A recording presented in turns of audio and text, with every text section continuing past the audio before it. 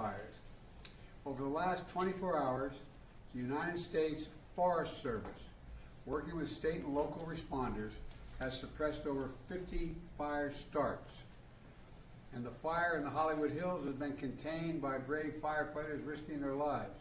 Right now, 3 major fires are still burning in the Pacific Palisades, in Pasadena, and in Sylmar. I want to be clear, what I know from talking to the governor, that there are concerns out there that there's also been a water shortage. The fact is, the utilities understandably shut off power because they're worried the lines that they carried energy were going to be blown down and spark additional fires. But the Cal Fire, when they did that, it cut off the ability to generate pumping the water. That's what caused the lack of water in these hydrants. And so Cal Fire is bringing in generators to get these pumps up and working again so that there's no longer a shortage of water coming out of these hydrants. I'm also surging all federal resources possible to Southern California, including 400 additional federal firefighters, over 30 firefighting helicopters and planes, federally supplied, firefighting planes and helicopters, and 8 Department of Defense C-130s that are equipped to suppress wildfires. Today, the Secretary of Defense also authorized 500 wildfire ground clearing personnel from the Defense Department. And I've directed the department to continue working with Governor Newsom to identify additional resources that can be provided for public safety and security. And we've secured additional firefighters and firefighting aircraft from our ally in Canada as well. I also want everyone in Southern California to know we're going to keep at it. We're sticking with this. We expect there may be a temporary break in the winds, but in some areas the winds are likely to continue well into next week. And so we're going to continue to sending everything, literally, every resource we can find that's appropriate to help the governor and the first responders. Second, we're focused on helping people who have been displaced or in many cases lost everything. You've reported on, you've seen the homes just burned to the ground, whole areas burned to the ground, large areas. They've been displaced and they've lost everything. As I said, since the fire started, FEMA has been working with the state to help residents get shelter, groceries, prescription, and other critical goods like baby formula. We're also sent FEMA Director Criswell to Los Angeles to manage our response on the ground. She was supposed to be on this call, but we have the deputy here because she is out in the field with the governor right now, surveying what's going on. Let me close with a message to the people of Southern California. We are with you. We're not going anywhere. To the firefighters and first responders, you are heroes. Many of these firefighters are out there risking their lives and some, well, I won't go beyond that, but risking their lives, and while their own homes are in danger, their families are in danger. To the firefighters and first responders, you really are, it's not hyperbole, you're heroes. You're genuinely heroes. And the worst, this is the most widespread, devastating fire in California's history. It's amazing. And there's nobody understands it better than the press have been covering this on a minute-to-minute basis. And you literally have to run into the flames, these firefighters. You know, that old expression, God made man, then he made a few firefighters. Who runs in the flames? You know, in doing so, you're leaving your own families and who may be in harm's way as well. So we owe you. And we're going to make sure you get every resource you need, every possible resource you need. You know, to the families who have been impacted by this disaster, you're living through a nightmare, I know. And I promise you, we're going to help you get through this and eventually recover and rebuild. I'm going to turn it over now to the Vice President before we go on to the folks in the various cabinet positions as well as agencies that control these issues. Madam Vice President, I know you're directly affected, so you fire away. No pun intended. Indeed. Thank you, Mr. President, and also for the work that everyone around this table has been doing with the appropriate sense of urgency, because this is an urgent matter. what we have seen in California, and in particular in Southern California, is apocalyptic in terms of the nature of it and the unprecedented nature of it as well. And what we are seeing is a situation that is extremely dynamic. It is very much in play, and to some degree unpredictable, because we are literally waiting to see which way the wind blows. And I cannot praise enough the local leaders, most of whom I have talked with, and in particular our firefighters, who, as the President has said, they are working around the clock.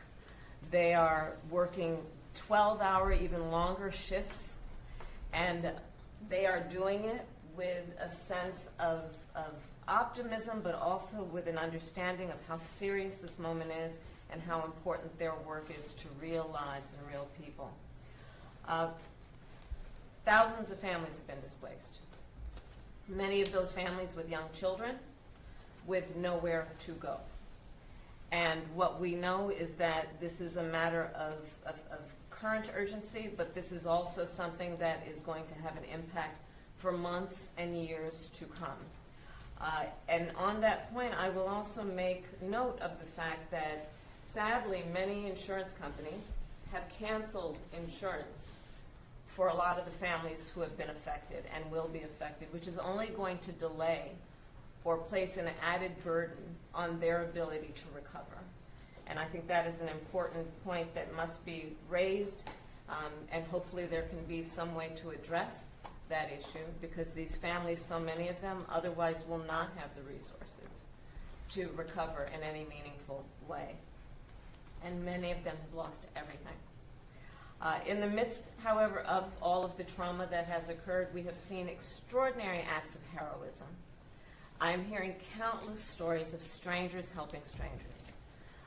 People who are opening their homes where they are intact and have not had to evacuate, opening their homes to neighbors, to friends of neighbors, feeding them and providing shelter for them.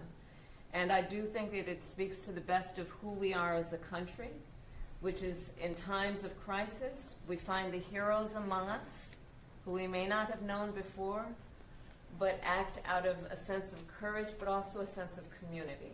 And I applaud all those who are approaching this crisis with that spirit. And the bottom line is this: there are incredible heroes every day who are working right now in California on the front lines of this fire, and in particular I want to thank the firefighters for all they are doing.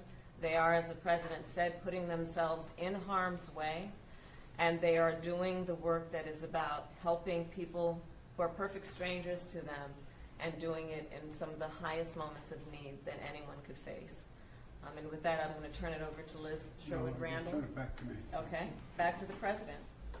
Look, I've had a chance to speak with a lot of the elected officials, including the senators, some of the congresspersons in the region, as well as the vice president as well.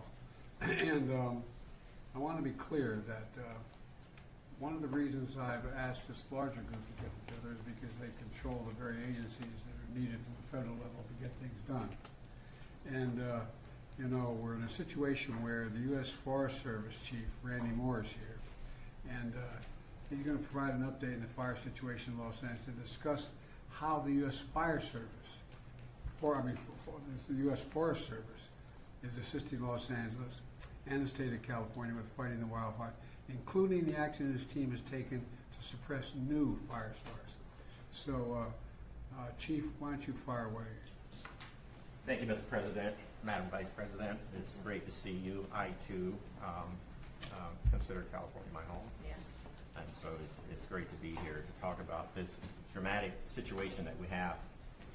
So the Forest Service and the Department of Interior are actively engaged in supporting the response to the wildfires in Southern California. And there are 4 major fires that we currently have going on. The Forest Service is in unified command with the LA County as well as other local city agencies. We are looking at the Eaton, the Hearst, and the Lydia. And if you look at that area there, that's the northernmost part of that area where the fires have taken place.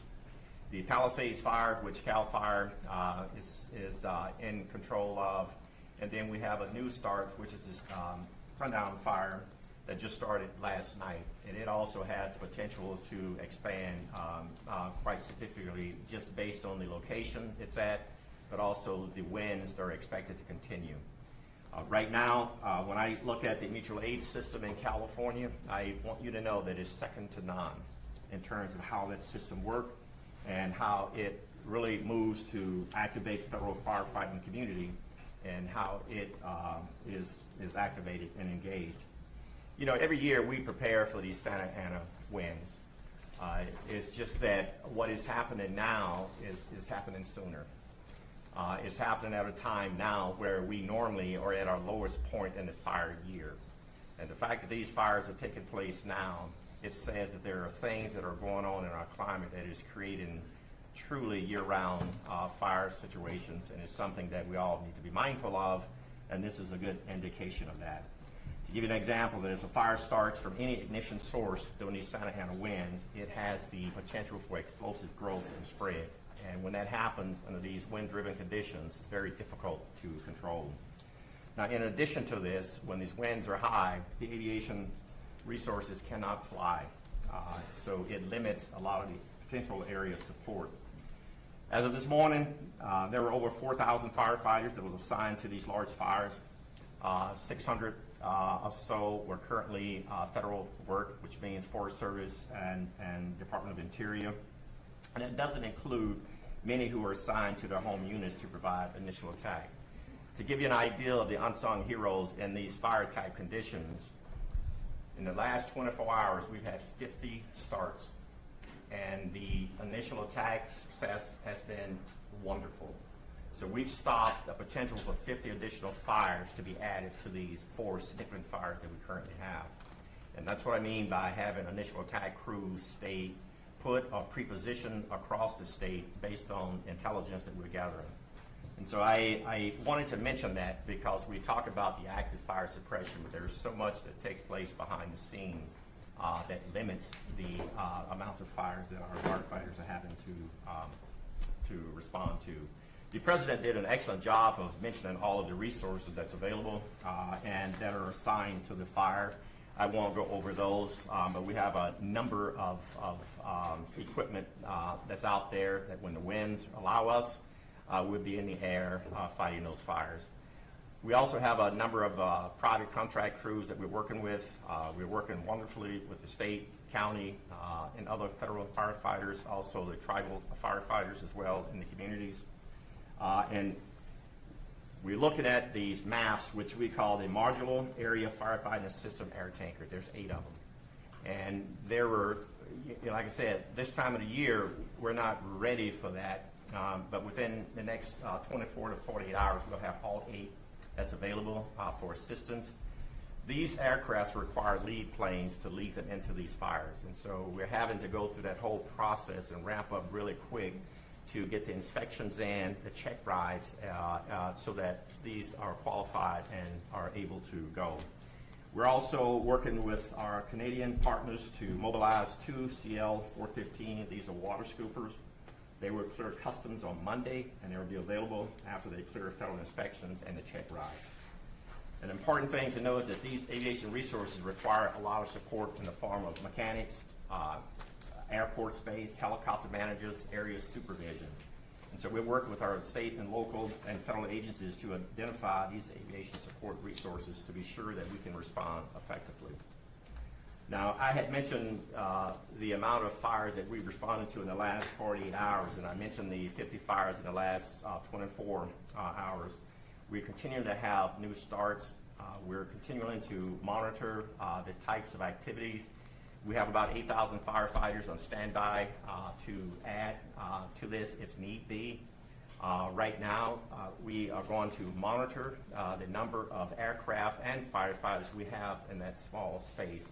Because as you can imagine, there's only so much you can put in a space before you create other challenges. The area is pretty tight. You have commercial airports and others in that area. You also, unfortunately, have drones in the air, which is a concern to our pilots and to the safety of the aircraft, and so we have to be mindful of that.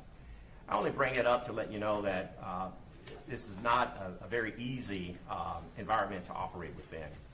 Our firefighters, both federal, state, and local, and tribal, are doing just an outstanding job in what I consider to be some significant challenges in a significant environment.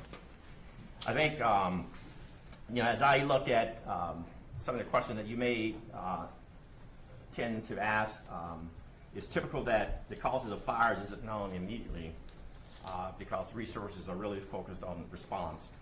However, all the fire causes are investigated, and I want to be upfront with that. Each one of these fires will be investigated to see what the cause and origins of them are. And what we know now is that it would be unusual for there to be lightning-caused fires in Southern California at this time of the year. Fire investigations are the responsibility of the jurisdiction of where the fire starts, and we're ready to assist with this if and when needed. Thank you all. Thank you. Randy, tell me about the conditions that we're dealing with on the ground. What's most concerning for you? Most concerning right now is the wind, because the wind is limiting our ability to put aircraft in the air. Aircraft will not put that fire out, but it gives our firefighters, our boots on the ground, a really good opportunity to put the fire out with a little help from retardant and water drops. With these Santa Ana winds, what's interesting about this part of California, these Santa Ana winds comes off the ocean usually in the mornings, and then you have the sundowner winds in the afternoon pushing the wind back the other way. And so while you're fighting to stop the fire this way in the morning, you're also fighting to stop the fire from coming back at you in the afternoon. The sundowner winds are not significant as we speak, but those are the challenges we have in that part of California. And so again, our firefighters are doing just an outstanding job of working in that type of environment, which their lives are really at risk pretty significantly under these conditions. Thank you. I told you Administrator Griswold is off with the governor, and I'm inspecting some of these areas. So we have Bob Fenton. Bob, can you hear me? Hello, Bob. Yes, sir. Mr. President, I hear you. Fire away. You hear me, sir? I'm there. So the administrator is with right now the governor, the mayor of LA, county, local officials, getting a briefing on the fire to really understand what the needs are as we move forward, not only with regard to the firefight, which Chief Moore was talking about, but also to regard to support the population displaced. Over 360,000 under mandatory evacuations, hundreds of thousands more with warnings. And so what we're doing now is ensuring that that we're able to provide any support to provide mass care to individuals, any assistance for the sheltering, any assistance for feeding, and then through the programs that we provide through our individual assistance that you authorize through the declaration, we're able to assist individuals with funding to offset their hotel costs. So applying to FEMA on the 1-800-621-3362 number is important, or disasterassistance.gov. We're sending teams out to the shelters. We know that there will be a huge need after fires for mental health specialists, and working with HHS on providing that.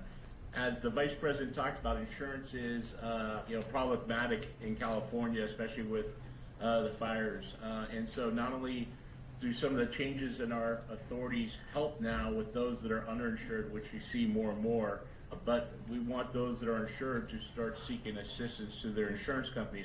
Our programs can help individuals, especially displaced and who have lost their homes, with rental assistance until they can rebuild, and ultimately provide temporary housing. So we're in discussions with state and local governments on how we will meet those housing needs, both in the interim by using available stockage here, but how can we help rebuild? And then lastly, I would just say that we're really focused on already starting to discuss debris removal and all the hazardous waste that comes from fire and how to remove that safely between local, state, and federal government. We'll rely on federal partners, US EPA, the Corps of Engineers, and others to be part of that technical assistance help to support the safe removal, so that ultimately we could rebuild.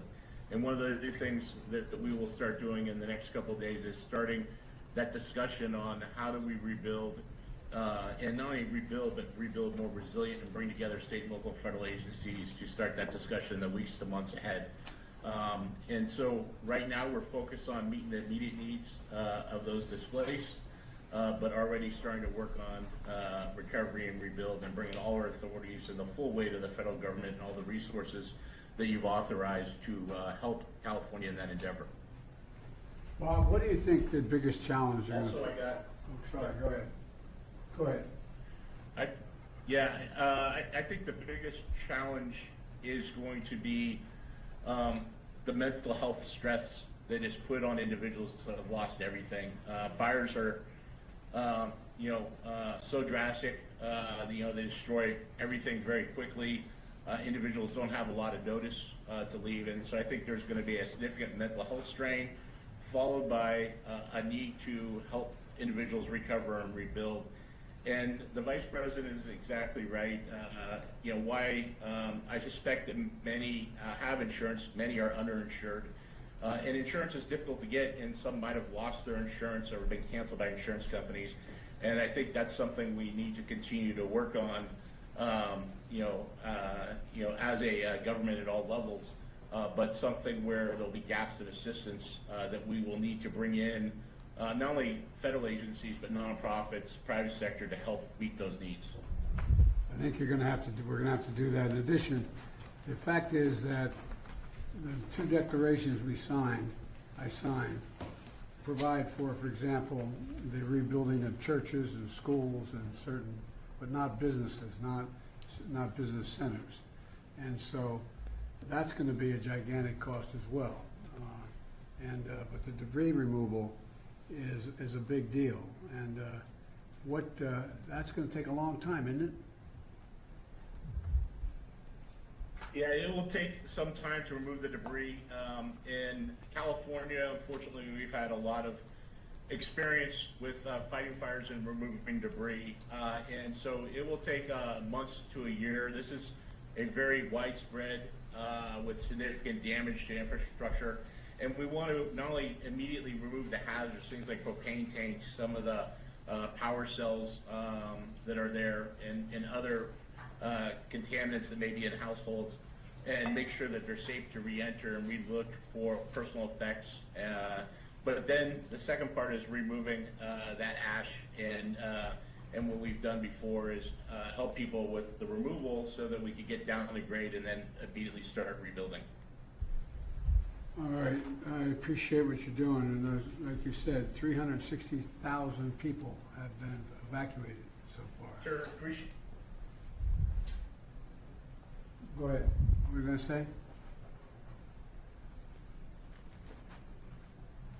Yes, sir. I just want to let you know I'm on also with the fire administrator from FEMA, who's been working with the local fire chiefs, and I didn't know if you had any questions or if you wanted to add anything to this discussion. Chief Lori Moore is on. Well, I've been talking to them, so Chief, you want to add anything to this? I will, sir. Thank you very much. And as you might know, I've been here, got here last night. It was important to get here on the ground with the fire chiefs and the firefighters that are here. So I've been with LA County, LA City Fire Chief since last night. We're at the Palisades EOC right now, as Regional Administrator Fenton just said, with the governor, with the FEMA administrator getting the brief. The coordination of resources, it helps for us to be here, U.S. Fire Administration, as part of the response because we're on the ground. We're able to explain ground truth and coordinate resources, streamline the communication between federal. We're also here checking on the firefighters on the front lines, and I really appreciate what you and the Vice President both said about the boots on the ground, because these are their communities, and nobody wants to fight the fire and save these communities more than these firefighters who are boots on the ground from the very moment the ignition began. So we're checking on them, and I will tell you they're exhausted. Obviously, many of them have been more than 6 hours on this now. They are able to take a quick nap sometimes in the truck, but they are on the job. And they keep fighting. And so they need to know that they matter. And so it's important that I show up with them, to see them, to say thank you, and to let them know that we are watching, that we know what they're doing. We want to make sure that we're here when injuries happen. And so we did have an injured firefighter in LA County, fell through a 3-story roof just about 2 hours ago. So several major injuries, but in the hospital. I'll be going to check on him shortly. And it's about the response too, because often while we're in the midst of the response, these chiefs can't explain everything that is happening, and there's a lot of questions, as you might imagine, and are addressing. And so it's important that we're here to help explain why the fire's moving the way it is, the fire dynamics, helping people understand. And when there's questions, as you know, about the response or about the water, to help people understand that it's not over if there's not water in the hydrants. We have tenders, we have tankers, they're doing rescue. So there's a lot of work to be done, and controlling these perimeters. There's so much work that these firefighters are doing beyond the direct suppression on these fires. And so that's why we're here, and to continue to learn, because every one of these tragedies, unfortunately, is a lesson to how to prevent the next. And so it's important that we do that as well. And so we're going to remain on the ground here, sir, on your behalf for a couple other days to make sure that we are part of this conversation.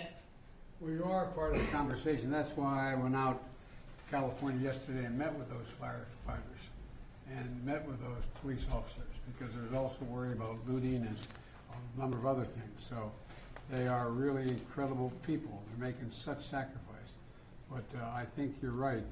We have to provide them all that is humanly possible for them to be able to do their job. And there's going to be a need. I want to say it again, and we all know it around this table. There's a need for some help in terms of the psyche of these folks. There's going to be real problems regarding to the mental health issues, and we got to make sure we're prepared to deal with it. All right, now Deputy Secretary of Defense Kate Hicks. Secretary, why don't you tell us what you and I and others have been talking about the Defense Department doing and what they're prepared to do now. Thank you, Mr. President, Oh, Madam you're- Vice I'm looking President. at I'm right here. the screen, No I know. worries. Yeah, I surprised you. Yeah. We are very much leaning in here at the Defense Department.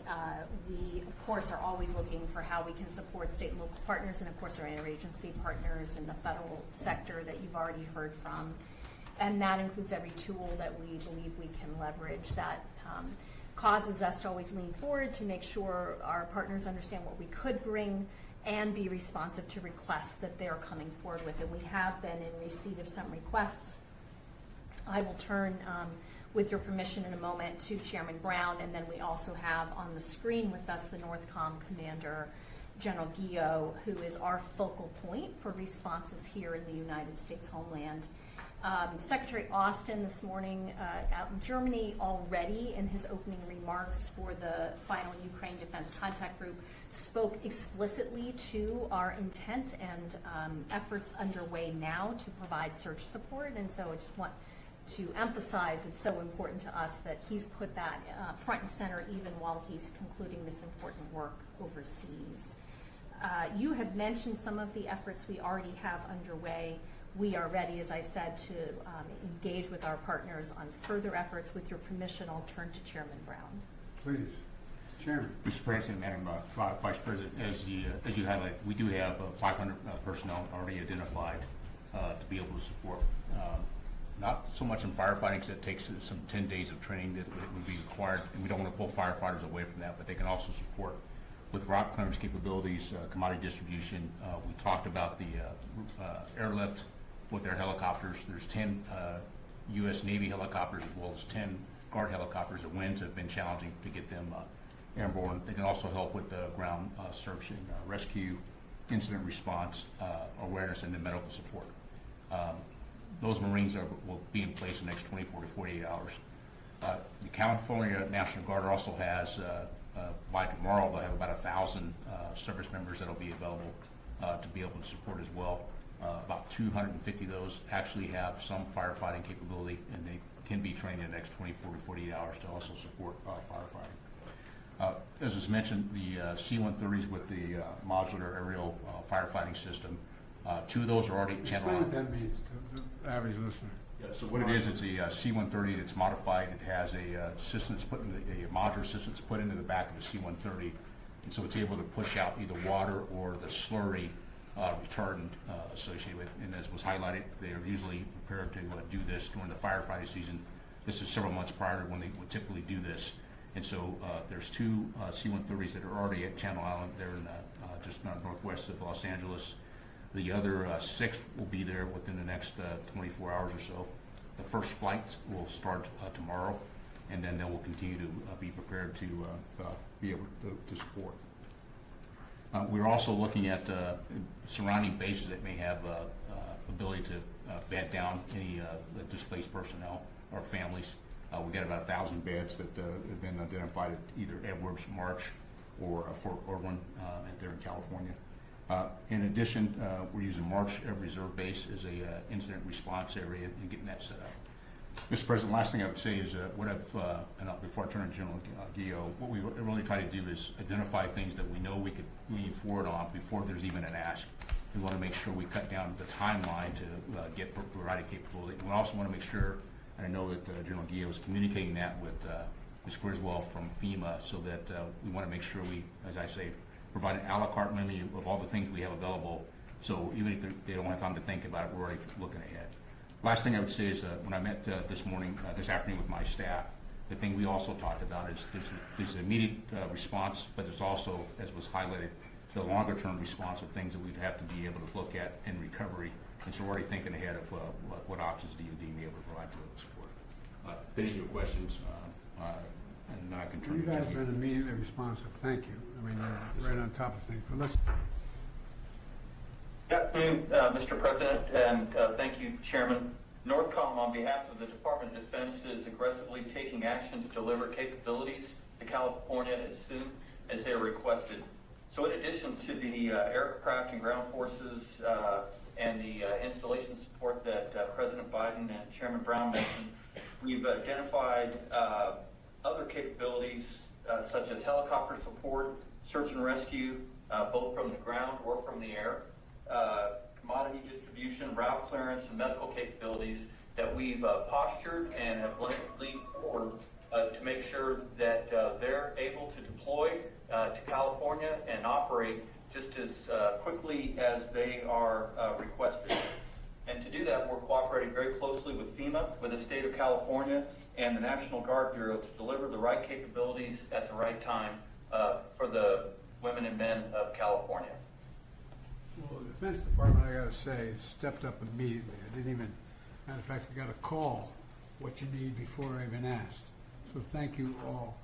And you have incredible capacity and capabilities, and just getting them in place as quickly as possible is the most important thing. You're doing that right now.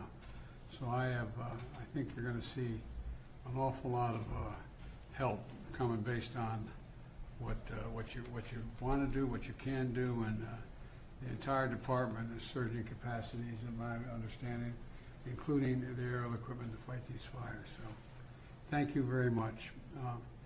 Now, I'd like to speak to our Department of Energy Secretary Jennifer Granholm.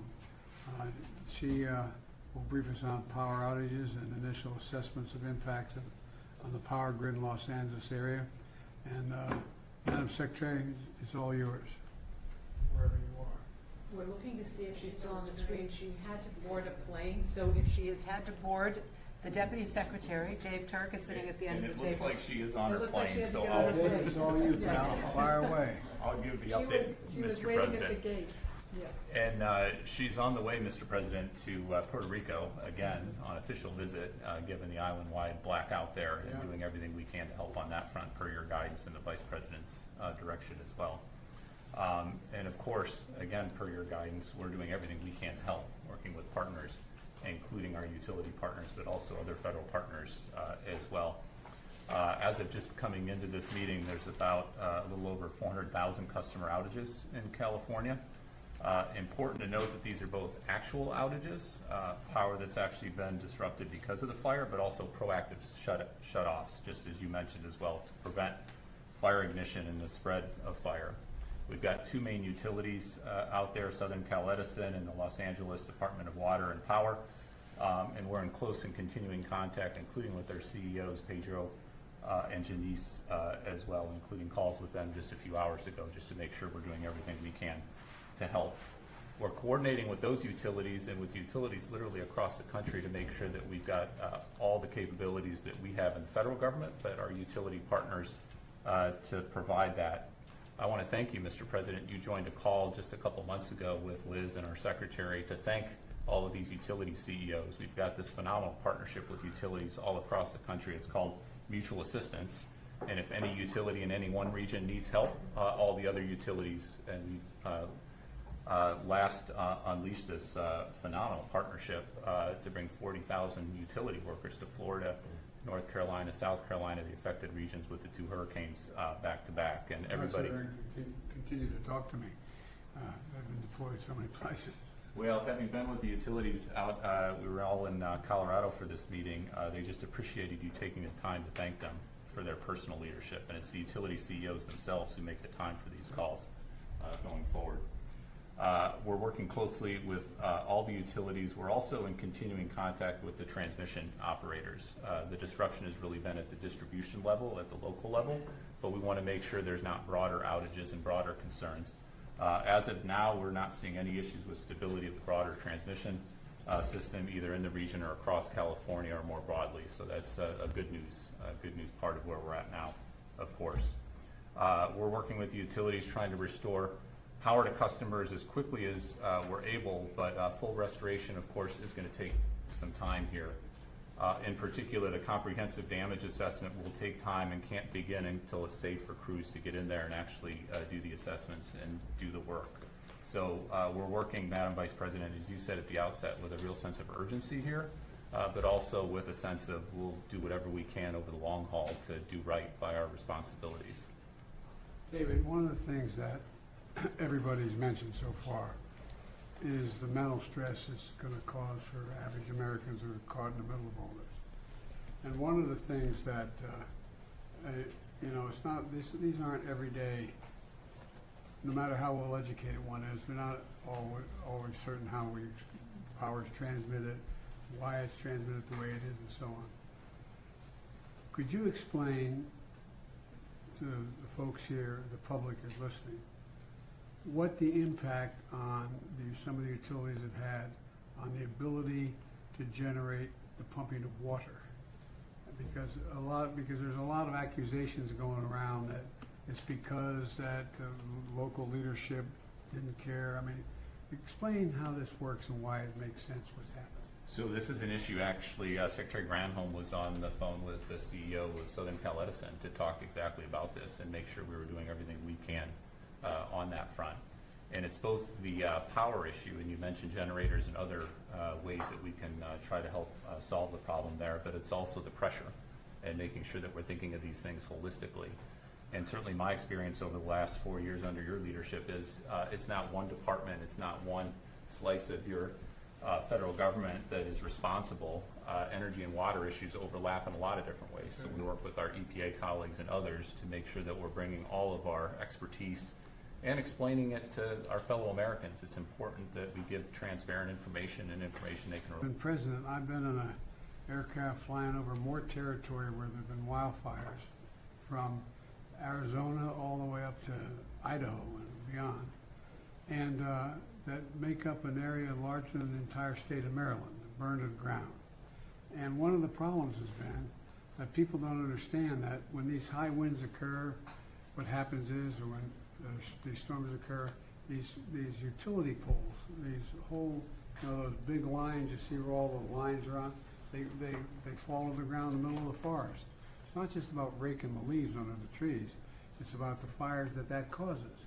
And so utilities have to shut down the ability to continue to transmit on those lines. And the consequence of that, I don't think most people think, no matter how well educated they are, unless they're in the area, that there's a direct correlation between the utility company and the ability to pump water out of a hydrant. And so it allows for a lot of uninformed people to make assertions or concerns or accusations about the local officials not caring or not working. So, as I understand it, the vast majority of the circumstances where the water resource has been diminished is because of the utility company not being able to maintain the electric transmission because they're getting knocked down or shutting down so they don't cause more fires. Fires, exactly. But now what is happening is, are we getting cooperation with utility companies to bring in generators and others to bring in generators to generate the energy to allow that fire hydrant to function? Explain that a little bit. So this is the pragmatic can-do attitude, and folks who've been literally doing this, our civil servants and others, for their careers, and making sure that we're solutions-oriented. We sometimes call our department the solutions department, as Liz knows from having been deputy secretary of the Department of Energy. And so whatever gets the power on to allow the water, whatever gets the job done, a lot of times it's working with our defense colleagues who have terrific assets that can be brought in quite quickly. The other point I'd like to make, Mr. President, to thank you and the Vice President's leadership and our folks in Congress, your bipartisan infrastructure legislation actually provided $10 billion. It's a GRIP program for grid resiliency to improve the resilience of our grids so that when the grids do go down, they come back on quicker. That's $10 billion that we've already gotten out the door and is being invested in communities all across the country. We need more of that. We need continued focus on infrastructure, but infrastructure matters. It matters a great deal because, for example, one of the things that I knew but I didn't know that I didn't put a number on it. It'd be a lot easier if these electric lines are running underground in contained vessels. So in the middle of forest, so there's nothing that, but it costs what, 6 times more? It can cost 6 times more, and we're doing a lot more undergrounding thanks to your leadership on the infrastructure funding. It's not cost effective everywhere, and Some places it's necessary. some places it's absolutely necessary, and we need to have the funding and support to do that as quickly as we can. Well, I think we're moving in the right direction. I know it, look, this is really, really, really difficult for families to have to deal with it. I have a family member who lives out there, and the area where he lives, I'm not getting into detail, but where he lives, I think there were something like 240 or 260 homes that burned to the ground, all but 14 or 15 of them. And everybody has to evacuate. And people are going, when do I get back? Will I ever find that picture album? Will I ever find the jewelry that my grandmom gave me? Will I ever, there's so much anxiety that's generated. And I think that we've been through this once before in Hawaii where the fires occurred and we're trying to build back up the community so they could open up and things be running. But it's really, really, really hard. So I'm going to make an appeal right now to the United States Congress. They're going to have to step up when we ask for more help to get these people the kind of shelter they need, to get the kind of help they need, because it really does matter. And you guys do, I'm not being solicitous, you all do a hell of a job. And we've learned, unfortunately, so much. And there is, in case you haven't noticed, there is a global warming. It does change weather patterns. And as you explained, Randy, winds going in and winds coming out. You get the one going in, but you don't want the one coming back out. And so my point is that I think the more we can explain to the American people in plain, straightforward, honest English or whatever language of us understand what exactly is happening, the more likely we're likely to get the kind of support and not make a political deal out of this. I'm leaving this office very shortly, but it's not about the politics. It's about giving people some sense of security that we're going to be able to get this under control, but it's going to take time. And it's going to take time. And like I said, in the next little bit, we're going to be going back to Congress asking for some more help on some of this stuff. And I hope they're ready to step up because we can afford it. And like I said, we have a little infrastructure bill that's over $1 trillion. It's going to be able to help a little bit. We have done a lot in terms of what we're going to do in terms of providing for this rebuilding of communities. And so I think the most important thing we have to do, those of us sitting around this table and on the screen, is explain in simple, straightforward language what the capacity we have is, how we're using that capacity, and what capacity we don't have that we need. And in order to keep things from just all these, in crisis, rumors and fear spread very quickly. And the most important thing is to just bring this down in an area, be honest with people, what's at stake, but be straightforward with them. What can be done and how we're going to get it done. So I thank you all very much. I'm proud of the job you're all doing, and I'm, quite frankly, proud of the job the local officials in California are doing. I've spent a lot of time with the governor and the mayor of Los Angeles and others. You know, they're doing everything that we ask of them and beyond. And so we're stepping up as best we can. Any of my colleagues around the table or on the screen want to add anything before we close this out? Well, as the Californian at the table, thank you for all of the leadership that everyone here has provided, starting with our president. We are beyond the point of calling it fire season. That's right. We really, and we're seeing this around the country, that whereas years before we would talk about a particular season of extreme weather, we are seeing that it doesn't matter what month of the year, we should be ready. The work that our administration has done in particular on the issue of infrastructure, together with the Inflation Reduction Act and the attention we are paying to the climate crisis, is so important, because we have got to invest as a country in adaptation, and we have to invest in resilience. And that is about homeowners, that is about families, that is about cities and local governments, state governments, and we have to adapt to this changing climate. For example, fire hydrants are pretty much built to deal with an individual house fire, not with a wildfire that is taking on entire residential communities, where these homes are providing the fuel for that fire to grow. We have to put more resources into our fire departments and firefighters, understanding that we are asking a lot of them that traditionally they never had to do. And because of their commitment to their profession, they're attempting to rise to the moment of crisis. But we need to put more resources into those individual professionals and into the departments that sustain that work with the mission. That is such an important mission in times like this. So, Mr. President, I thank you for your leadership, your foresight to understand what over these last 4 years we could do to leapfrog in front of what we know to be a changing climate to meet these types of moments. And God bless all of the people who are on the ground right now in California doing that work.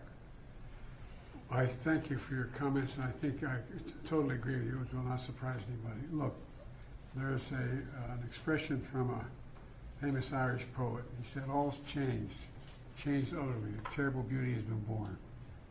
All has changed in the weather. Climate change is real, fundamentally altering, not just here, but around the world. Around the world, what's going on. And we've got to adjust to it.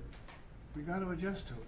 And we can. It's within our power to do it, but we've got to acknowledge it to begin with. Just acknowledge that there's a change taking place, that we're not going to be able to legislate away. It's real. There is global warming. It's real. It's having a profound impact, and where it goes from here, I don't know, but I know one thing. We have the capacity to respond to it if we, in fact, exercise our good judgment. So thank you all very much. I appreciate it. Mr. President, do you trust that California will get the aid they need in the next administration? Beg your pardon? Do you trust that California will get the aid they need in the next administration? I'm not in a position to answer that question. I pray God they will. Do you have the trust? Mr. President, do you have a sense of how much this is going to cost in the end? No, the truth of the matter is no one can tell you that. For example, just clearing the debris. You saw what happened when we were dealing with the hurricanes that occurred from North Carolina to Florida.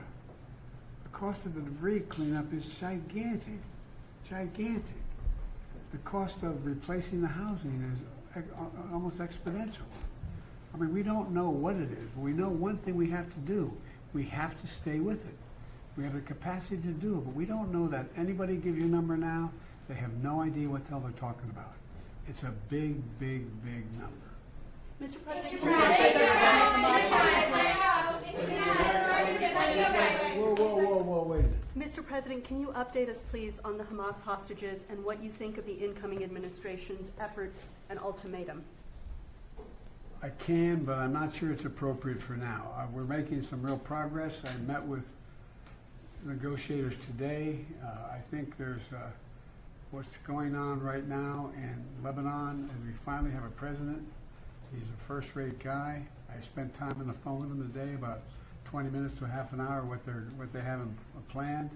They're also working very hard with the Lebanese military, accountable to the Lebanese people, not Hamas, not Hezbollah, not any other group. And so I think we're seeing some progress. And I know hope springs eternal, but I think I'm still hopeful that we'll be able to have a prisoner exchange. Hamas is the one getting in the way of that exchange right now, but I think we may be able to get that done. We need to get it done. Thank you all very much. What else can you do to help Ukraine before you leave your office? Thank you, folks. Please depart the Roosevelt Room. This pool spray is over. Thank you, everybody. Thank you, Press. Thanks, Mark. Thanks, Anita. Thanks, Darlene.